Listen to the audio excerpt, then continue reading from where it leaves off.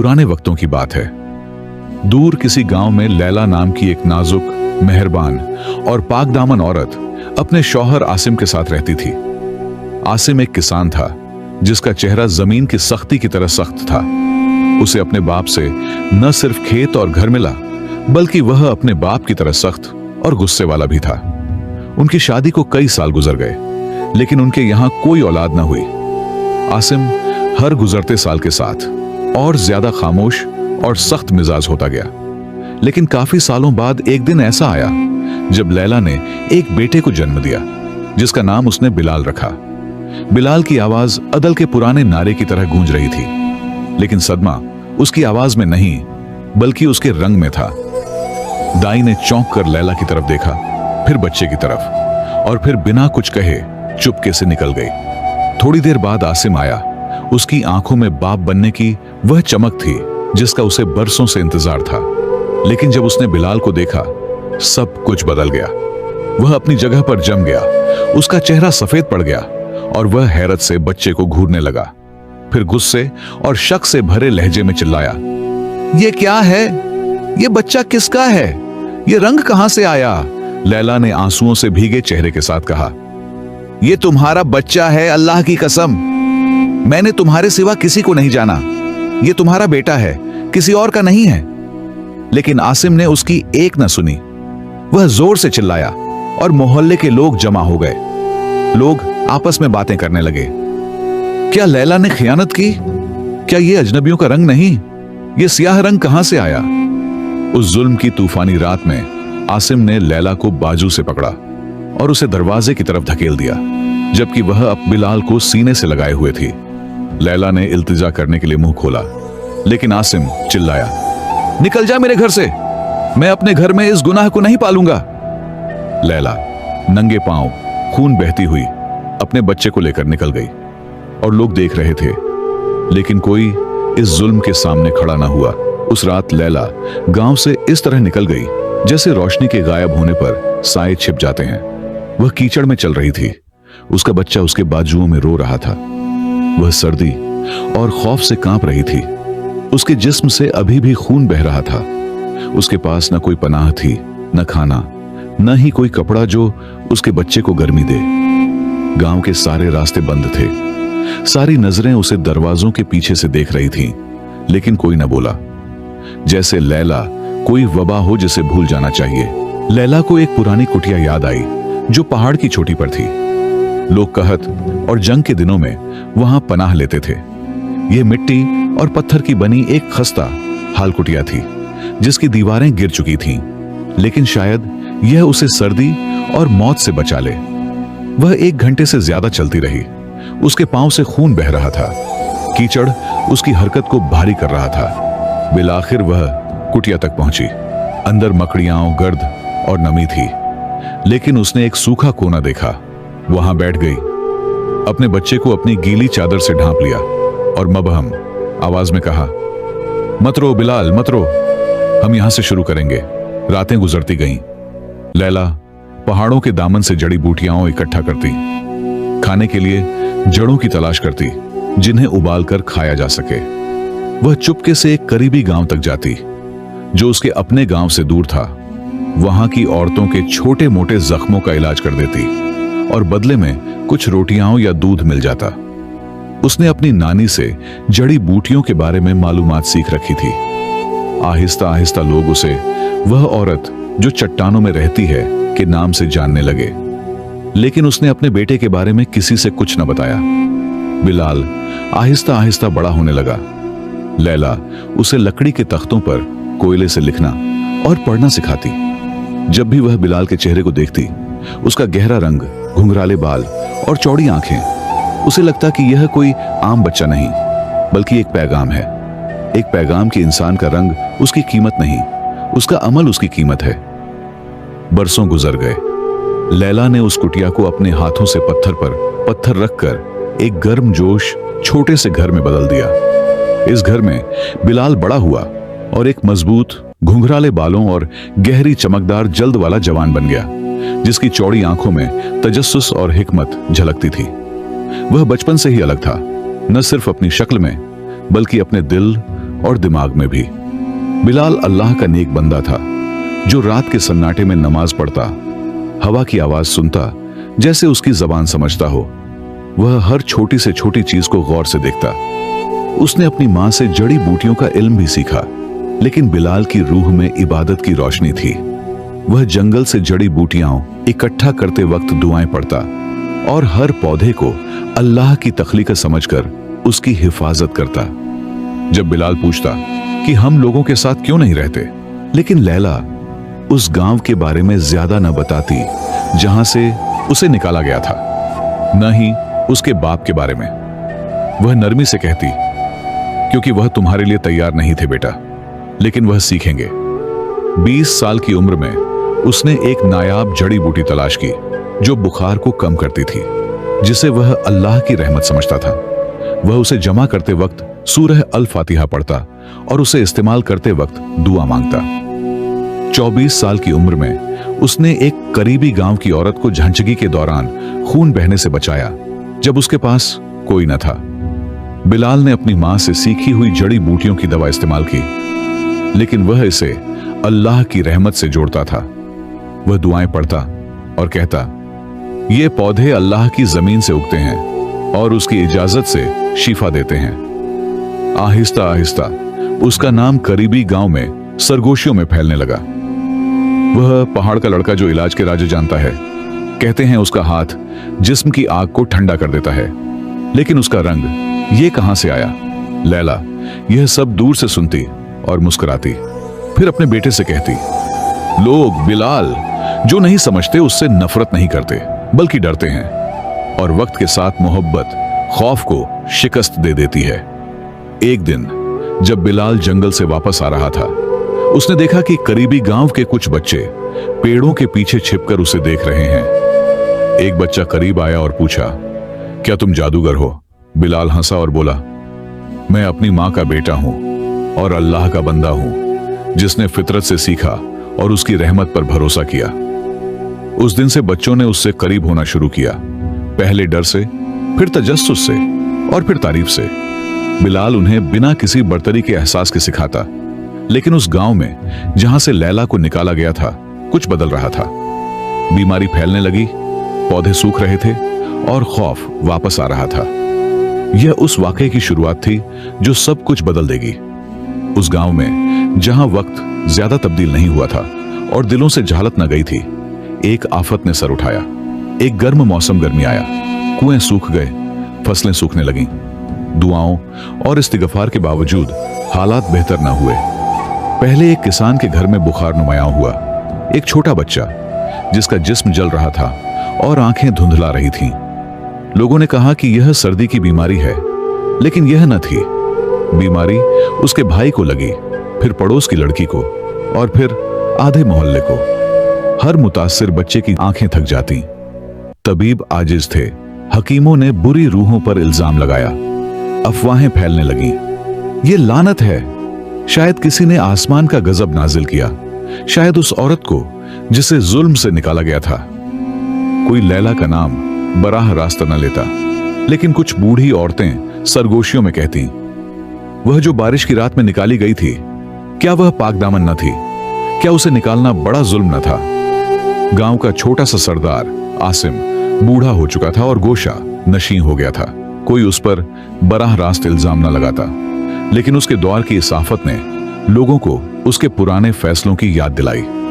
दिन गुजरते गए और गांव बीमारी और आजिजी में डूबता गया। एक दिन जब लोग चौक में जमा थे, चीखते हुए इलाज की तलाश में, एक अजनबी गांव में दाखिल हुआ। वह लंबा चौड़े कंधों वाला था। उसकी गहरी सियाह जल्द धूप में चमक रही थी। उसके कंधे पर एक चमड़े का थैला था, जिसमें शीशे की शीशियां और जड़ी बूटियों के पोटे भरे थे। वह परितमाद कदमों से चलता हुआ पहले मुतासिर घर के पास पहुंचा और अंदर जाने की इजाजत मांगी। बाप ने पहले इनकार किया, लेकिन उसकी एक नजर ने उसे पीछे हटने पर मजबूर कर दिया। अजनबी अंदर गया और 1 घंटे बाद बाहर आया। बच्चा सुकून से सांस ले रहा था और बिना कांपे सो रहा था। लोग जमा हो गए। सवालों की बौछार शुरू हो गई। तुम कौन हो? ये कैसे किया? तुम्हारा नाम क्या है? उसने नरमी से कहा, मेरा नाम बिलाल है, लैला का बेटा। हर तरफ सन्नाटा छा गया, जैसे वक्त रुक गया हो। लोगों की नजरों में हैरत, शर्मिंदगी, नदामत और सदमा घुल मिल गए। वह बच्चा जिसे बरसों पहले निकाल दिया गया था, पहाड़ से वापस आया था, न इंतकाम लेने बल्कि इलाज करने। चौक में गहरी खामोशी छाई, जैसे हवा भी इस नाम को सुन रही हो, बिलाल, लैला का बेटा। कुछ लोग लाशुरी तौर पर एक कदम पीछे हट गए।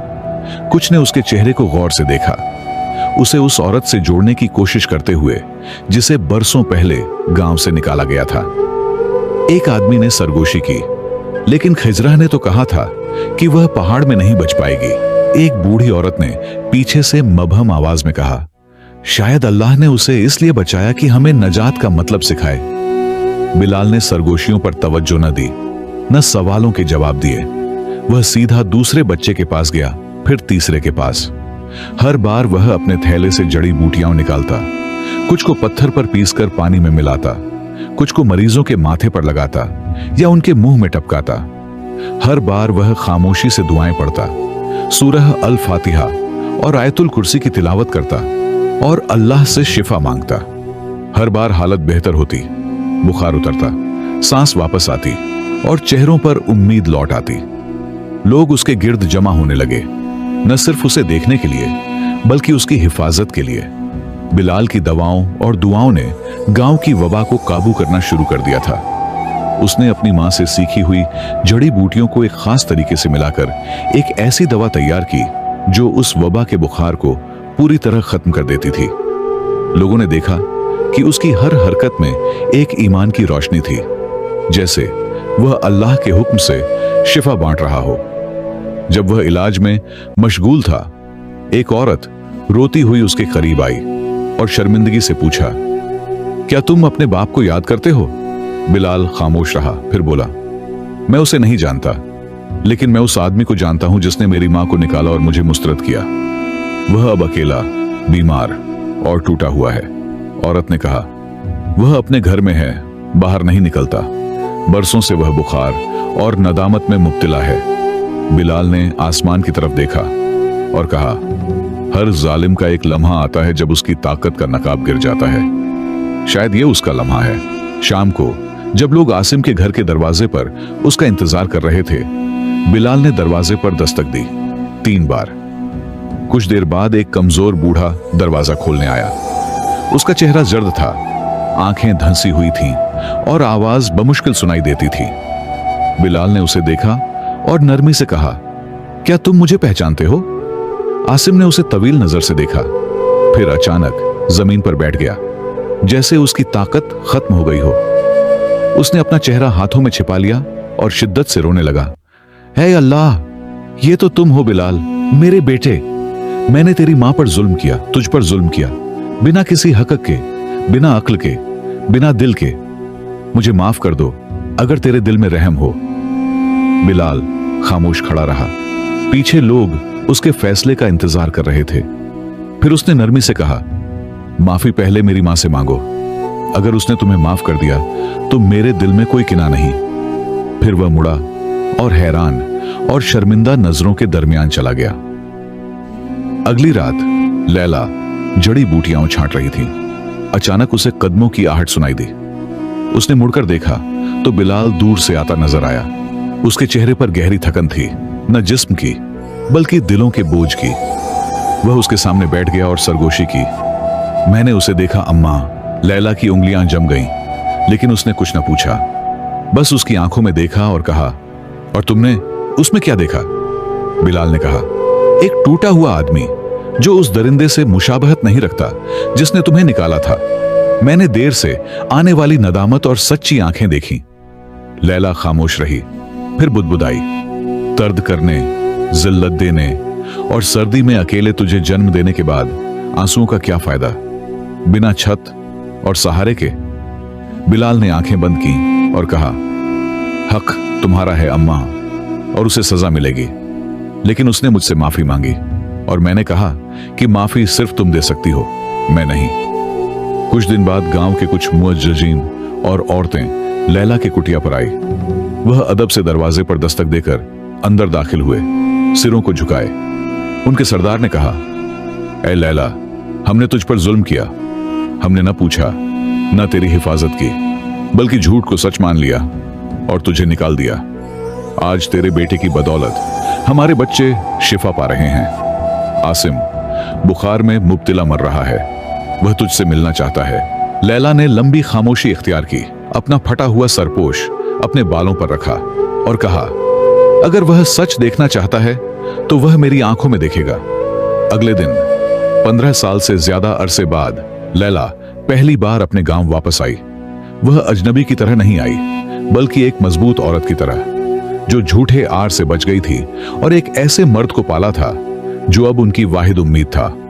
वह आसिम के घर पहुंची और खामोशी से दरवाजा खोला। आसिम अपने बिस्तर पर था।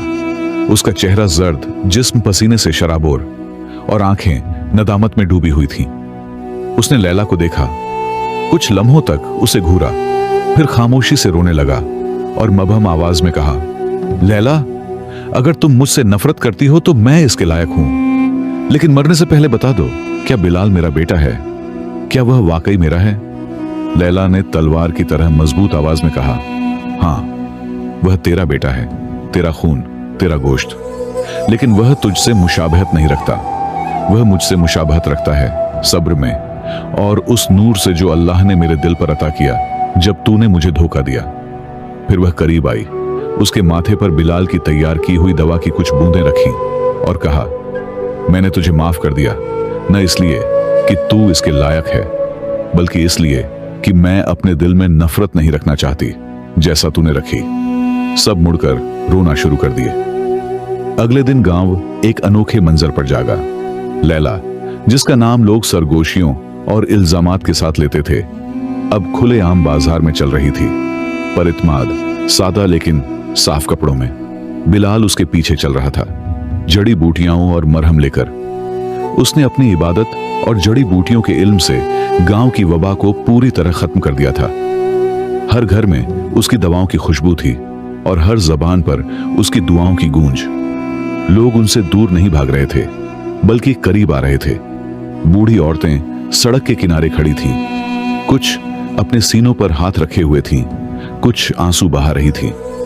एक लड़के ने अपने साथी से सरगोशी की। मेरी मां ने कहा कि वह सबसे ज्यादा पाकदामन थी जिन्होंने उस पर इल्जाम लगाया था। गांव की चौक में उस पुराने कुएं के सामने एक औरत आगे बढ़ी जो पहले लैला के खिलाफ बोलने वालों में से थी।